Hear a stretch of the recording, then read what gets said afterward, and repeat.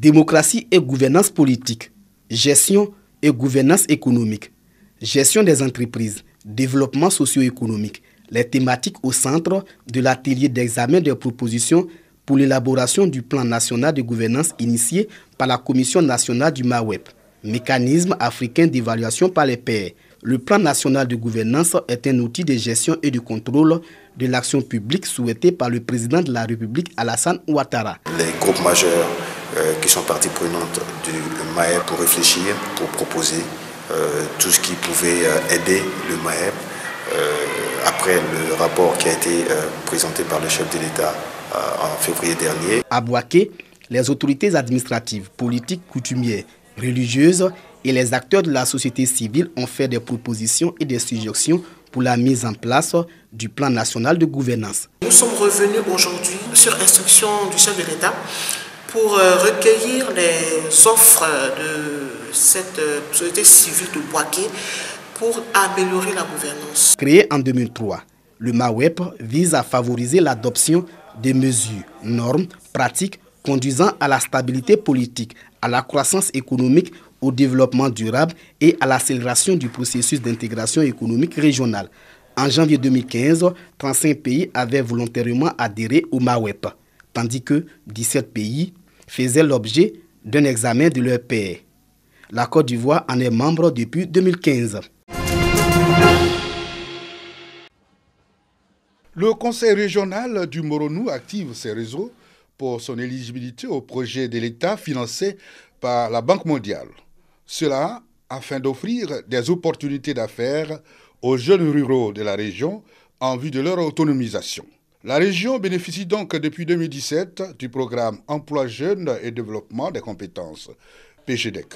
Les jeunes qui constituent la première vague des 300 bénéficiaires des activités du sous-projet de ce programme, à savoir les TIMO, travaux à haute intensité de main-d'œuvre, viennent de boucler leurs travaux. Les sommes qu'ils vont percevoir, qui constituent une épargne, parce que les travaux qu'ils exécutaient, par jour, ils recevaient 2500.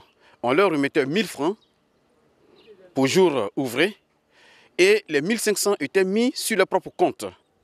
À la fin donc, de 6 mois, ils ont eu droit à une formation au métier, donc dans ce qu'on appelle les activités génératives de revenus. Donc aujourd'hui, l'argent qu'on leur remet leur permettra de quitter les TIMO pour s'insérer dans les AGR. Moi, j'ai décidé d'avoir mon magasin pour pouvoir vendre mes mèches. C'est ce que je vais faire avec. Il s'agit de 90 jeunes mis en activité et formés en entrepreneuriat, prêts à exercer à leur propre compte en vue de s'insérer dans le tissu socio-économique. Élus et autorités administratives du Moronou viennent de leur remettre leur attestation de fin d'activité et un chèque d'un montant de plus de 10 millions de francs CFA pour leur installation. Le président du conseil régional exhorte les chefs traditionnels à s'impliquer dans les actions de suivi des activités pour le succès total du PGTEC dans le Moronou. À l'occasion de la session précédente du conseil régional, nous avons annoncé que 207 jeunes sont éligibles au volet AGR et que ces 207 jeunes bénéficieront d'une enveloppe de 126 millions de francs. Cette enveloppe est en phase de déblocage pour venir compléter le volet TIMO. Il y a 200 jeunes aussi qui sont éligibles au volet AVEC, de manière à ce que les jeunes du Moronou puissent sortir du chômage. Après cette cérémonie, 210 autres jeunes vont être également mis en activité pour la deuxième phase des TIMO en milieu rural dans le Moronou.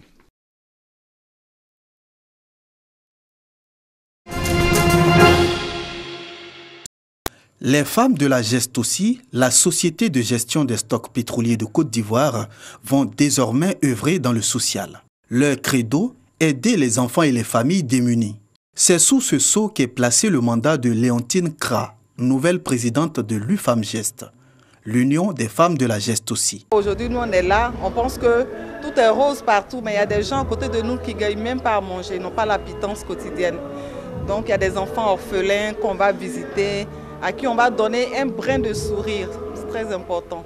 Contribuer à améliorer le quotidien des couches sociales vulnérables, un acte hautement humanitaire.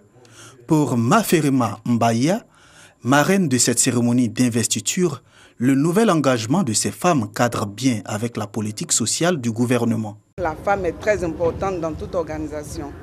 Donc quand la femme appelle n'importe où, nous sommes là pour être à côté des femmes, surtout les femmes de la Gestossi, qui ont eu cette idée de s'unir et de mettre en œuvre des actions, des œuvres caritatives pour aider les démunis, pour aider les plus défavorisés. Ça, ce sont des actions importantes dans la vie d'un homme. 2 ans, c'est le temps que va durer le mandat du nouveau bureau de l'UFAMGEST, conduit par Léontine Kra. Rappelons que la cérémonie d'investiture du bureau entrant était présidée par Ibrahima Doumbia, directeur général de la Gestossi. Village de Sogale, nous sommes à environ 2 km de la ville de Danané. C'est ici que les rideaux de la 5e édition du Festival de la Culture et des Ardents s'ouvrent aux festivaliers.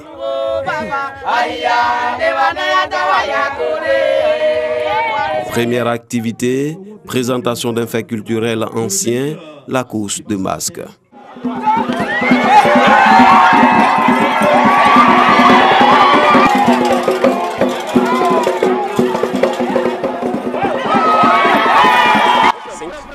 Il s'agit d'aller à la source de la culture. Et nous savons que la course de masques n'existe qu'à l'ouest. Et dans le département de Danané, c'est seulement à Sogale que la course de masques est encore en vue. Donc nous sommes venus ici pour démontrer comment ça se passe au village. Une randonnée à la grotte mystique du village a permis aux festivaliers de découvrir ce site touristique, l'un des plus prisés par les visiteurs dans le département de Danané.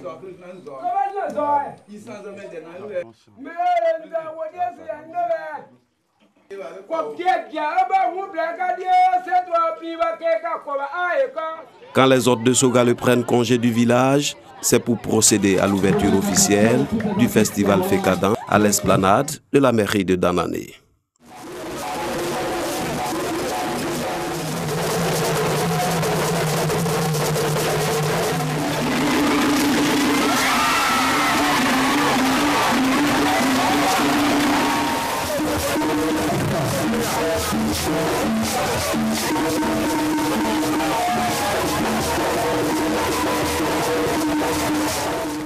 Le site bout du monde, invités, cadres, élus, chefs traditionnels, fils et filles de Danané ont témoigné par leur présence un profond amour pour la culture dans leur identité.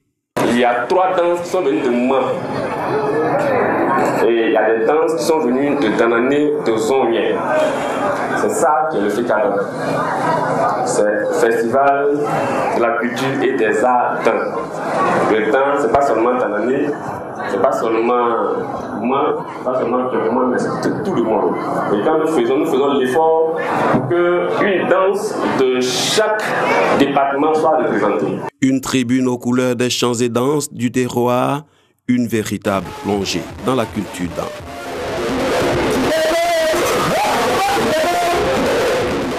Le président honoraire du Fécadan, Albert Flindé, a saisi l'occasion pour inviter toutes les bonnes volontés à soutenir ce festival culturel et touristique.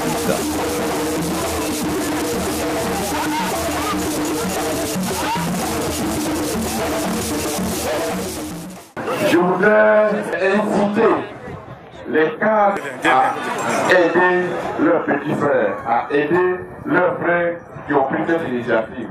Pour que chaque année, nous venions ensemble, nous venions ici les accompagner, nous leur conseillons pour que leurs possibilités qu'ils offrent à notre culture, à notre région s'améliorent.